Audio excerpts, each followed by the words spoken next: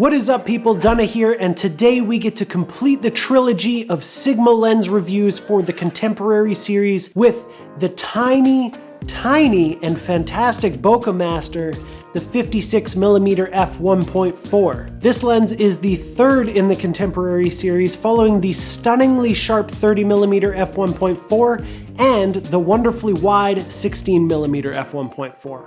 If you want to watch my reviews for either of those lenses, I'll leave links in the description. All three of these lenses have been released not only for Sony APS-C E-mount, but also for Micro Four Thirds like your Panasonic G-series. For the most part, I'm going to be talking about my experience with the Sony version of this lens, but for the Micro Four Thirds shooters out there watching, make sure to stick around because I got a special treat for you. So here's what we're going to go through. Some of the good things about this lens, some of the not so good things about this lens, what this lens is good for. I'm going to show you guys photos and videos so you can make up your minds for yourself. And as always, I reached out to you on social media to ask what you guys wanted to know, so everything I'm going to talk about today is based on questions that you submitted. Okay, let's start with the build of this thing. Right away when I took this out of the package, I was blown away with how small it is. This lens is super compact at about half the size of the 16mm from the same line and approximately the same size as the Sony 50mm f1.8. However, even with the small footprint, it still has a good weight to it and it feels like it's built really well. The focus ring is incredibly smooth and it has a nice resistance to it. It does have weather sealing and they claim that it's dust and splash proof, so maybe not a waterfall or a heavy rain, but it should be okay for a little bit of moisture and some dust.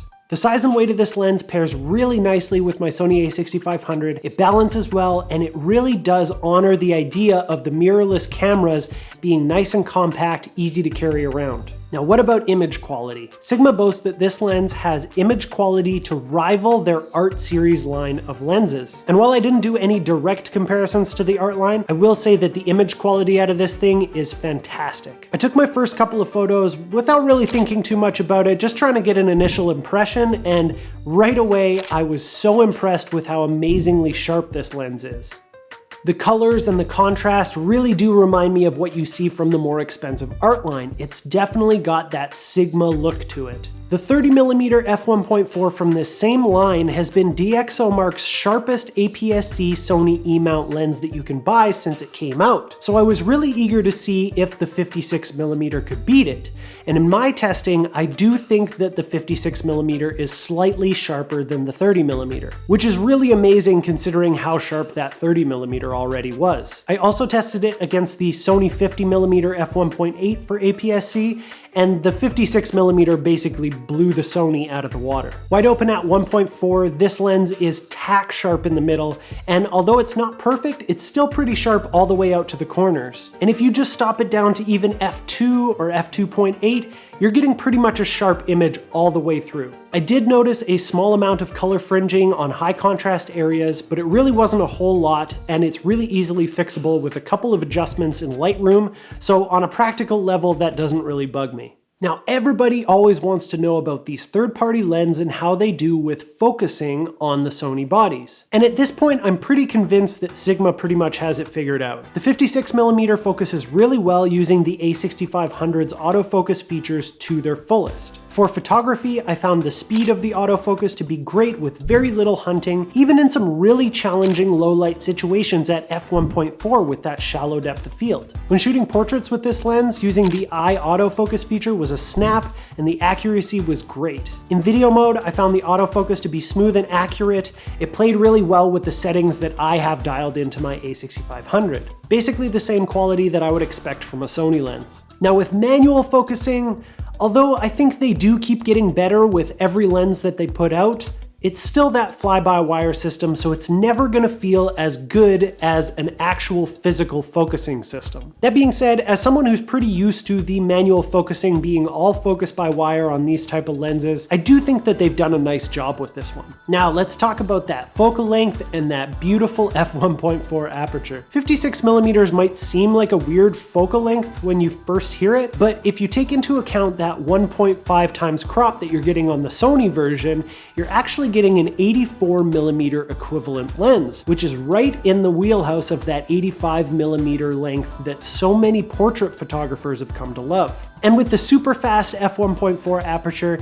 you're going to be able to get some beautiful looking smooth bokeh in the background of your shots. It seems pretty obvious to me that this lens is intended for portrait shooters, so if that's something that you're really into, I think this is actually a really great grab. It's only $479 US or $649 Canadian, which if you were to compare that to some of the other great portrait lenses that are out there, the bokeh masters, if you will, this is actually pretty reasonable. This lens is also great for some close-up B-roll if you're a video shooter, and may be useful if you do product photography, although the minimum focusing distance is nowhere near macro, so if you need those super fine details, this might not be the one for you. For street shooters, the lens is perfectly inconspicuous and small, but I find that 56mm is just a little too tight for the kind of street shooting that I like to do, and I still prefer my 30mm. In fact, the biggest thing that I found that's working against this lens is just that I'm not used to shooting with such a tight field of view. It's not that it's a bad focal length, I can see how it would be extremely useful in the right situations, but it's definitely not that kind of all-around lens that you can just leave on your camera. It's more of a niche thing that you can use for certain types of shots. And I definitely don't recommend this as a vlogging lens. What's up, YouTube squad fam?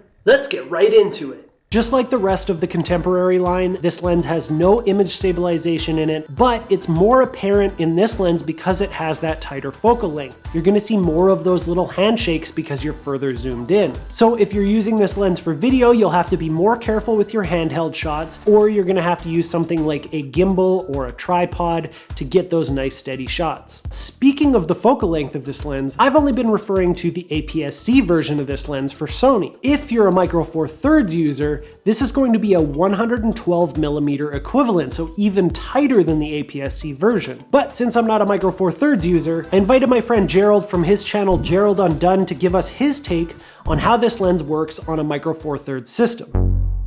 Let's get undone. Hey Dunna, thanks for having me on. So I've got the lens here for Micro Four Thirds. I've got it on my G9 right now, and I have some mixed opinions on it. I like the lens. I think that it performs really well. I think that the focus is as good as, anything else for the most part on Micro Four Thirds. I think the image is sharp, corner to corner is great.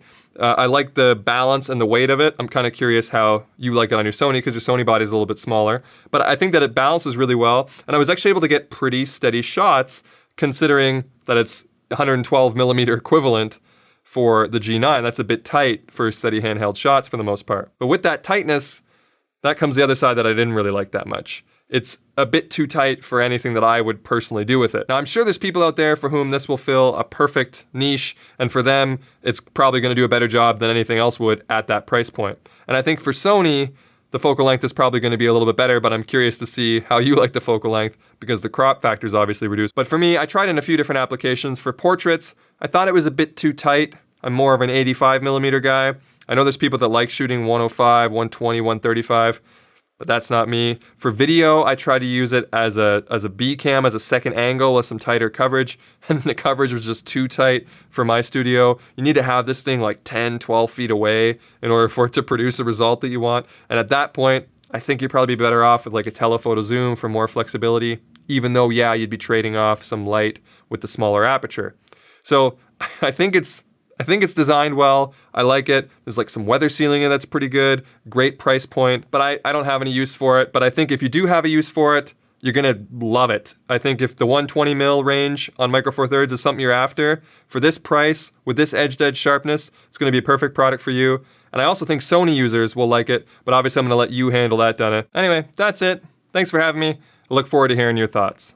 Nailed it. So that's a perspective from the Micro Four Thirds side of things. Huge thank you to Gerald for giving us his knowledge. I highly recommend you go check out his channel and subscribe if you want a fresh take and a whole lot of amazing information on cameras, photography, and videography. I'll leave his link in the description to make it super easy to go spam his comment section. To go subscribe to his channel. So to wrap things up here, the Sigma 56mm f1.4 is a fantastic lens at 84 and 112mm respectively for APS-C and Micro Micro Four Thirds if those focal lengths are something that's actually going to be useful for you. Image quality wise, this thing is fantastic. It's really gonna depend on what you shoot and what you need in your kit. So before you buy this lens, ask yourself if those focal lengths are going to be helpful for you. If you are interested in picking up this lens, I'll leave a link in the description as well as links to all my other gear. Using those links does support the channel without costing you any extra, so thanks in advance. As always, I want to turn it over to you. What do you guys think of the new Sigma 56mm? Leave a comment below, let's start a conversation. If you had fun or you learned something, make sure to give this video a thumbs up, it really does help. If you want to be friends, click the circle, subscribe to the channel, and hit that bell notification so you don't miss anything. If you want to watch another video, there's one right here, I think you'll really like it, and I'll see you next time.